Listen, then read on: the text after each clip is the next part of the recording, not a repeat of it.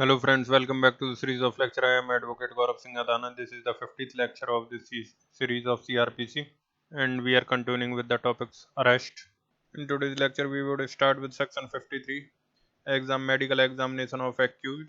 Basically this section would not come under the safeguard. Let's see. When a person is arrested on a charge of committing an offense of such a nature and alleged to have been committed under such circumstances that there are reasonable grounds for believing that an examination of his person will afford evidence examination, what examination affording? Examination affording the evidence as to the commission of an offense.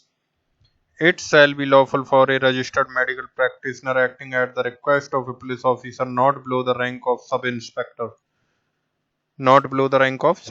who on whose request any officer not below the rank of sub-inspector, and for any person acting in good faith in his aid and under his direction, to make such examination of the person arrested as is reasonably necessary in order to ascertain the facts which may afford such evidence, and to use such force as is reasonably necessary for that purpose. So this is not a safeguard first of all. This is medical examination for the collection of evidences. अब मान लीजिए accused ने victim को मारा है, जैसे संतोष सिंह के case में था. अब उस केस में जो मेडिकल एग्जामिनेशन का क्या फ़ायदा हुआ था कि जो एक्यूज्ड का मेडिकल एग्जामिनेशन हुआ था, whether there are injuries on the body of the accused, because when there is such kind of incident, or in the case of Santosh Singh, when the victim struggled, she may make some injuries on the body of the accused. अब ऐसा तो है नहीं कोई वैसे ही मर गया होगा जब हाथापाई हुई है, देयर मे बी समथिंग, उसने स्ट्रगल किया होगा तो कुछ ना कुछ मार्क्स तो बॉडी का पे एक्यूज के पे हुआ होगा, and in that case the fracture is the result of that struggle of the victim. So that medical examination is basically conducted for finding the evidences. And in the same medical examination, section 54 वाला medical examination भी हो गया. Means on the arrest of the accused he has to be medically examined. So at the same time 54 वाला medical examination हो गया, and 53 वाला भी evidences collect करने के लिए medical examination वो भी हो गया. Whenever the person of a female is to be examined under this section, the examination shall be made only by or under the supervision of a female registered medical practitioner. Now explanation in this section and in section 53A 54. Examination shall include the examination of blood stain, semen, swabs in case of sexual offences, sputum and sweat, hair samples, and fingernails clippings by the use of modern and scientific techniques including DNA profiling and such other tests which the registered medical practitioner thinks necessary in a particular case. Means rape cases या कोई भी cases. मान लो suppose accused has also got injured in that.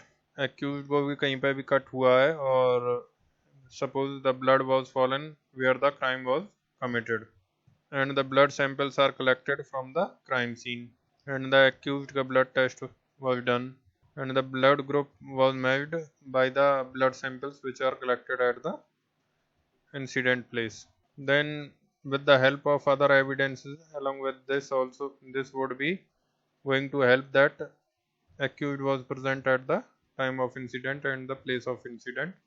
Similarly in the rape cases, the semen sample and the vaginal swabs उसको collect करके both of them be matched.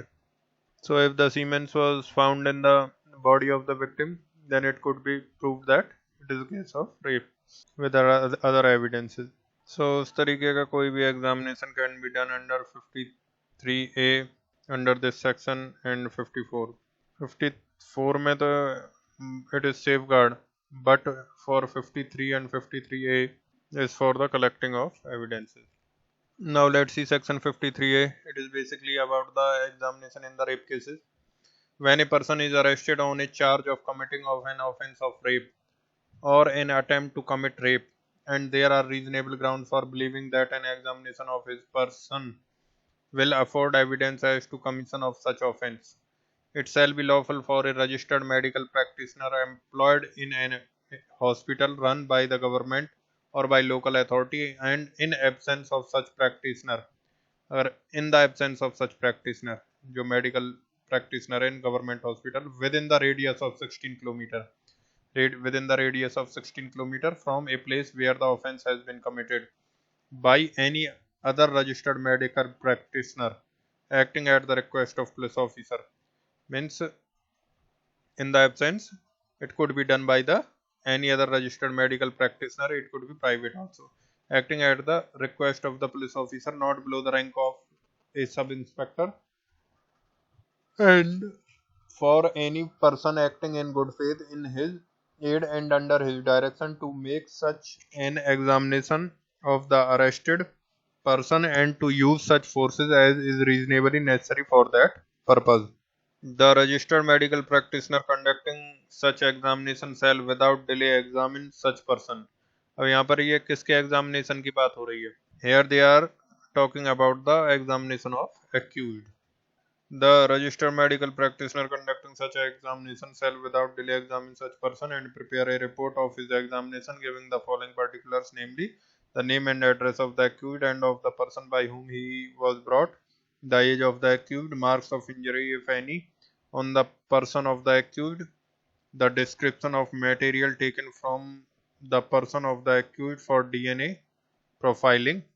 अब nail sample लिया है, blood sample लिया है, hair sample लिया है, what ever, ये ब्लड सैंपल लिया है, सो उसका डिस्क्रिप्शन होगा what kind of sample was taken. The report shell state precisely the reasons for each conclusion arrived at. The exact time of commencement and the completion of the examination shall also be noted in the report. The registered medical practitioner shall without delay forward the report to the investigating officer, who shall forward it to the magistrate referred to in section 173. Means जो 173 का report लगाएगा तो ये all this report shall be forwarded. अब ये जो registered medical practitioner है, DNA report एक नॉर्मल डॉक्टर तो बना नहीं सकता. He can only collect the samples, but samples to be sent to the laboratory in Hyderabad, and from there the reports will be sent back, and that reports will be sent to IO, and IO will send it to the magistrate. अब इसी के साथ थोड़ा सा 164A भी पढ़ लीजिए, that is about the rape victim. Let's see section 164A along with these two sections.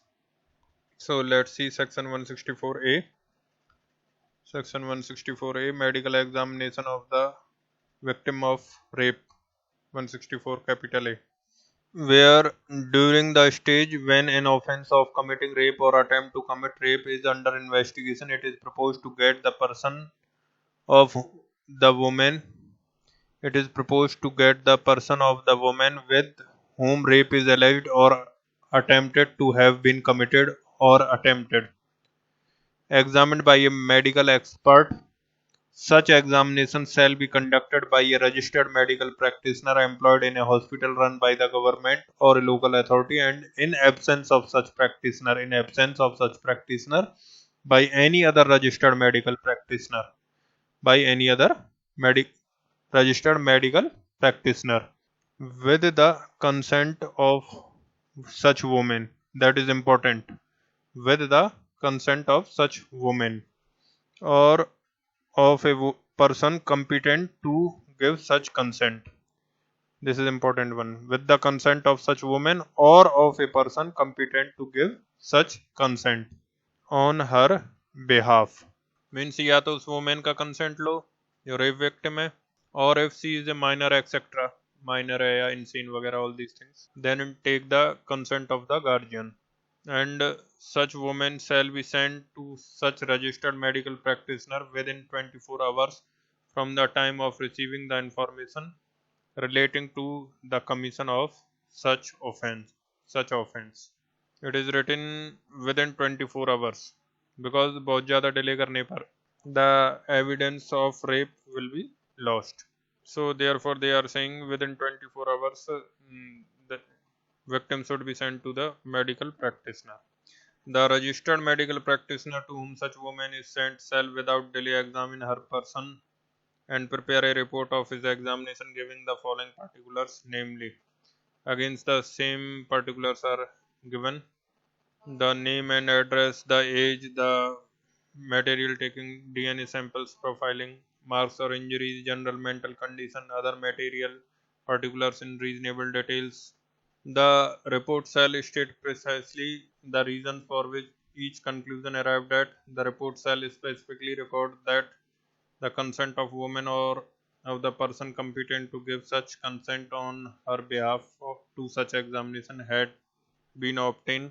The exact time of commencement and completion of the examination shall also be noted in the report.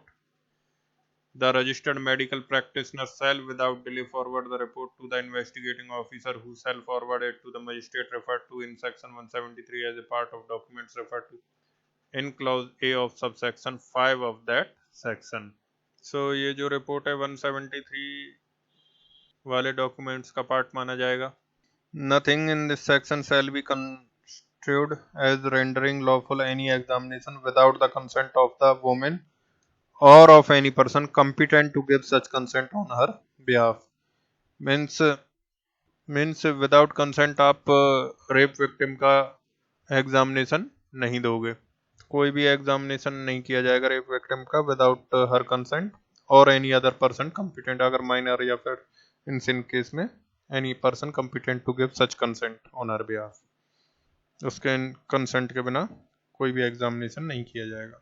So insane के case में या फिर कोई victim rape case का कोई victim coma वगैरह में चला गया, बेड कंडीशन है, तो उसका जो पेरेंट्स हैं वो कंसेंट देंगे. बट इसको हम hard and fast rigidly follow नहीं करते हैं. जैसे निर्भया केस में उसके पेरेंट्स को पता भी नहीं था और examination was done, because in such type of cases in the examination is to be done whether the consent is more important or the collection of evidence is more important.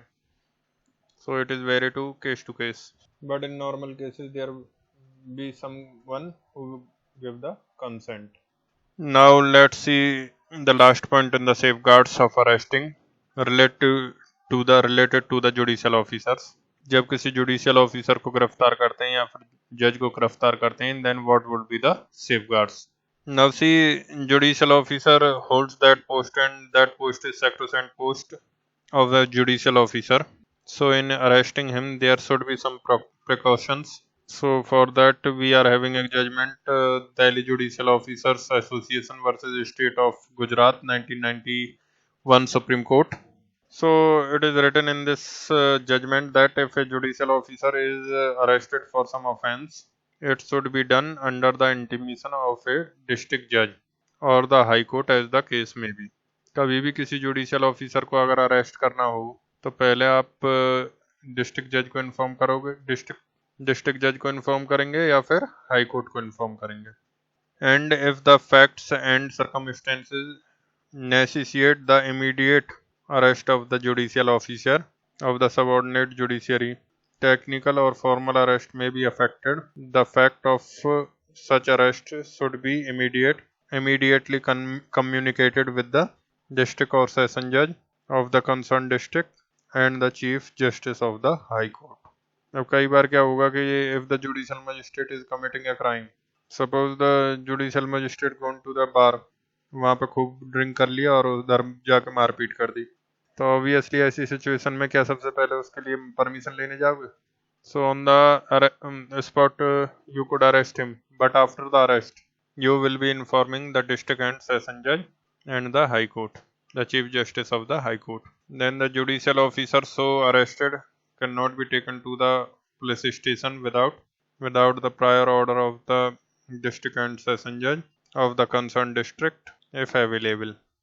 और अगर available नहीं है तो ले जाइए police station, but generally you will arresting him and you will immediately inform the district judge and he will permit you to take him to the police station.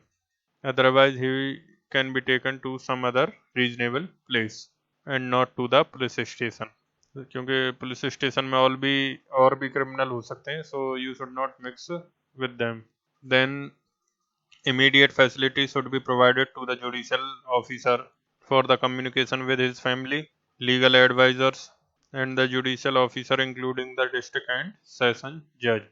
Then no statement of judicial officer who is being under arrest be recorded, nor a panchnama be gone up, nor any medical test be conducted except in the presence of legal advisor of the judicial officer concerned, or of the other judicial officer of the equal or higher side. Basically these are the safeguards कि अगर आप जज हो तो आपको ये थोड़ा सा एडवांटेज दे रहे हैं कि आपके लॉयर के सामने ही रिकॉर्ड किया जाए सारी चीज एविडेंस. ये एक्चुअली मिस यूज को रोकने के लिए है कि अगर जुडिशियल ऑफिसर को अगर कोई फंसा दे किसी केस में, then these safeguards will protect him. Then there should not be any handcuffing, there should be no handcuffing of the judicial officer. But लेकिन अगर violent behavior कर रहा है, पुलिस को मारने दौड़ रहा है, then क्या, what would do? Then in that condition handcuff could be done. But ये प्रूव करने का काम पुलिस ऑफिसर का होगा कि आपने क्यों हथकड़ी लगाई. Burden of proving would be upon the police officer. If the act of the judicial officer is violent and could not be controlled, then he could be handcuffed. But burden of proving would be on the police officer. And the above safeguards are on mere guidelines and not the procedure. So this is basically not the safeguards to the individual judge, but it is for the post that a person is having. So it is about the dignity of the post the person is having. But अगर एक बार session जज या high court ने कह दिया that go ahead him with a normal prisoner, like a normal prisoner, then after that all dignity will be gone on these safeguards. फिर तो उसके साथ normal prisoner की तरह treat किया जाएगा. So by this we would end with the topic safeguards of arrest. In next lecture we would start with topic complaint. And one more point to say, what is the difference between bail and the payroll. The bail is always get before the conviction. जब conviction नहीं हुआ उससे पहले bell पर छूट दिया जाता है, whether the person would be convicted और not, because still not considered to be convicted unless the whole trial is go on. So on that the bail would be after the conviction. अगर वो appeal में चले जाता है तो after appeal in that also the court would consider, the appellate court would consider whether the facts are considered facts on any law point or evidences or facts that could be taken into the consideration. So either the appellate court would uphold the conviction or reject it, set the accused to be free, give him acquittal. So in that also the bail would be granted. But in payroll, once the conviction is done, then the payroll would be given. In that the conviction conviction is not suspended, but in bail the conviction time period is not taken into the consideration, up to which time the accused would be on bail. तो वो time period हटा दिया जाता है जब bail पे होता है. payroll में वो time period include किया जाता है. and the payroll का जो time period होता है वो very limited, वो urgent के needs पे होता है. जैसे कि किसी के घर में कोई expire हो गया, मुखाग्नि देनी है, पिता माता, ऑल दिस थिंग, किसी की मैरिज है, या फिर ऑल दिस सर्कमस्टेंसेस, कोई मेडिकल इमरजेंसी है, तो इस तरीके की सिचुएशन में पेरोल दिए जाते हैं. Furlough also such kind of parole उसी की तरह का होता है जिसमें set free acquit for some time. And one more point, in the illegal arrest, अगर कोई पुलिस ऑफिसर इलीगल अरेस्ट करता है या फिर कोई प्राइवेट व्यक्ति करता है, then in the case of illegal arrest the person is also having the right of self defense, and the other person could also do the videography of that in the illegal arrest, and the departmental action could be done against that police officer. So these are the some small points which has to be keeping into the mind of a lawyer, for the lawyer, not for the judicial purpose it is necessary, because such kind of question not asked in the judicial examination. But as for lawyers or as for a regular citizen, it should be these points are needed. So thank you guys for watching this lecture. In next lecture we would start with the topic complaint.